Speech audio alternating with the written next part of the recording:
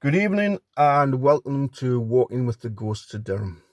Merry Christmas to everybody. I hope you have had a great day. I hope Santa's been good to you, and I hope he didn't leave any coal in your socks. Tonight I am going to tell the story of Andrew Mills. I've had a request by somebody who has joined me on one of my ghost walks, and they asked if I would tell the story again of Andrew Mills. So here goes. Andrew Mills, he was a young farmer labourer who worked on a farm just outside of Ferryhill, near to Thinford Roundabout. He worked for the Brass family. Now, the Brass family, there was John and Margaret Brass, the mother and father, Jane Brass, the eldest daughter, John Brass, the son, and Elizabeth Brass, the youngest daughter. Now, Jane Brass, her hand in marriage had been offered to a young farmer's son who lived in another village. And John and Margaret had been invited to Candlemas supper to the family where this daughter would marry into. Yes, they were going for Candlemas supper, but they were also going to make plans for a spring wedding for the daughter and the farmer's son. Before they went to Candlemas supper, John asked Andrew if he would look after the three children. Andrew agreed and says, yes, no problem, you could go away, enjoy yourself. So John and Margaret go, have a great night. When they come back, they know something's wrong. They see all their neighbours outside the house, and John rushes towards the house. As he gets towards the house, he sees Andrew Mills is tied up and he's covered in blood. He knows something's wrong, so he rushes towards the house to go through the door. His neighbours are saying, John, keep out, do not go in, do not go in. Please don't go in. John knows there's something wrong, and he busts through the house to see what's happened. Sadly, he finds his three children are dead. He comes outside, he grabs Andrew. What have you done? What have you done? Andrew says 3 men came to try and rob the place and sadly killed the 3 children. Nobody believes him because, yes, he's got a few wounds, he's covered in blood, but this is not something what he would have more injuries if he had fought 3 men. Andrew was taken into custody and he spends the next 3 or 4 months in prison waiting to go on trial. Eventually, he is put on trial in Durham. At the trial, he changes his story. He does not tell of 3 men who broke in to rob the place, but he tells of a strange tale. He said he was doing some work in the yard when this creature came towards him. This creature had the legs of a goat, a body of a man, and a head of an eagle. He said to Andrew, they all must die. Kill them all. They must die. Andrew grabs his axe and starts heading towards the house. Now, as he's going towards the house, Jane sees this and realises her and her siblings are in trouble. She quickly chases them upstairs, gets into the bedroom, barricades the bedroom door, and waits for Andrew. Now, Andrew gets the door and he starts chopping at the door with an axe. Jane, barricading the door, all she has done is put her arm against the door, trying to keep Andrew out. One blow hits her arm. The first blow, her adrenaline is that high, trying to protect her siblings. She does not feel it.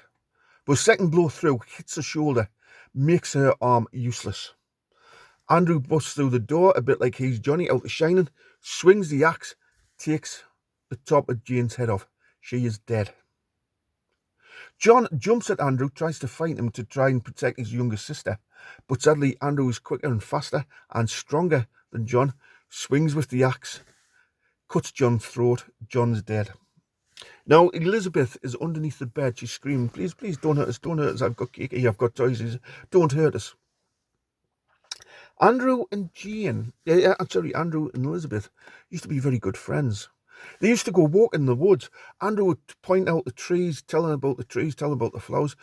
Birds' nests, if he saw a bird's nest, he would point the bird's nest out. If they had chicks, he would show them the chicks. Sheep lambing in the fields, he would show the lambs. Elizabeth would make cakes and that, and they would go for picnics. Something clicks in Andrew's head. He takes the cakes, he takes the toy, and he leaves Elizabeth alive under the bed and just walks away. However, sadly, as he is going down the stairs, he sees that he saw this creature again. The legs of a goat, body of a man, head of an eagle. They all must die. Kill them all. They must die. He goes back and sadly he kills Elizabeth. At the court, he is found guilty and he is punished, sentenced to death. His punishment is he is going to be placed in a gibbet and his body is going to be left next to the scene of the crime, and that's where he's going to die. They give it a metal framework where a body was put into. Usually a person is hung, then they're placed in the gibbet and their body is just left outside to rot. It was usually put next to a crossroads. The idea of the crossroads was that if the spirit of that person who's hung in that gibbet comes back to the gibbet, it is at a crossroads, so the spirit would not know which road to take and its body would be held or stuck at the crossroads. However, Andrew Mills, he is going to be placed in this gibbet and he's going to still be alive. His punishment is he is going to die in that gibbet. As extra punishment, there's a spike put in front of his mouth. This spike has smaller spikes on, and they would put bread on the spike. So when Andrew became hungry and started trying to reach and bite at the bread, the spikes would pierce his lips, his mouth, his gum. He would be in agony. The metalwork starts cutting into his body. Open wounds start to repair. Insects and flies land on him, start laying eggs. The eggs hatch out and his body is dripping maggots. Birds would land on him and peck at him. Small mammals would run up and bite bits off him. Eventually, he does die. His body is left in the gibbet and it is left there to rot. Through time, most of the skin rots away. His skeleton, his bones are held together by the sinew, the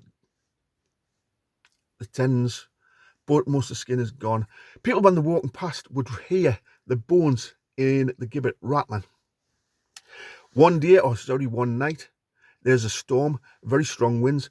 The bones rattle out and eventually are found the next day at the base of the gibbet. His father did come, take the bones and bury it in the graveyard just outside of Ferryhill in a family plot. Now, the Brass family, John and Margaret, paid for their children's gravestone to be a tabletop stone where the story of the sad demise of the children was written. This gravestone is still there. If you go to Kirk Merton Graveyard, you go through the gates, past the main door of the church, carry on along, you come to a small side door. At that side door, if you stop at that side door and turn so you're looking into the graveyard, you will see a tabletop stone. If you go to that tabletop stone, that is the gravestone of the Brass family children. That gravestone, when they were buried there, the father commissioned a stonemason to write the full story on that gravestone. So it tells the story of Andrew killing the children. Right at the end, it says 3 innocent children killed by evil Andrew Mills. Now, Andrew Mills's father would go to that stone and with a walking stick, he would rub and try and rub his son's name off. Eventually he did rub the name off and there was just a crevice where the son's name had once been. Eventually, Andrew's father dies. John and Elizabeth dies. That stone weathers and there's no trace of the story on there. Only thing what was left was the crevice where Andrew Mills's name had originally been. Now, in the 1820s, all the villages around Kirkmerton, Ferryhill, Sperrymoor, Bishop Auckland, they all paid into a subscription.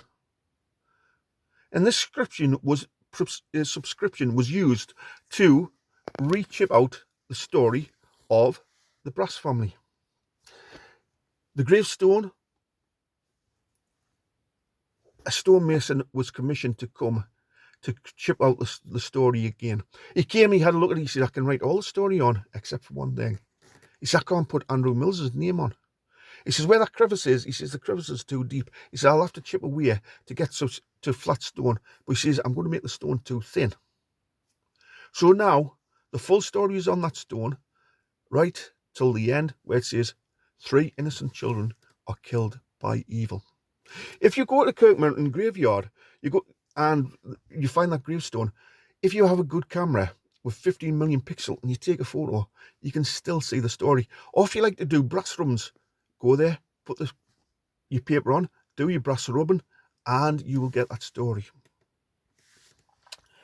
Now, at Thinford, where the takeaways are, the McDonald's, the KFC, the Costas.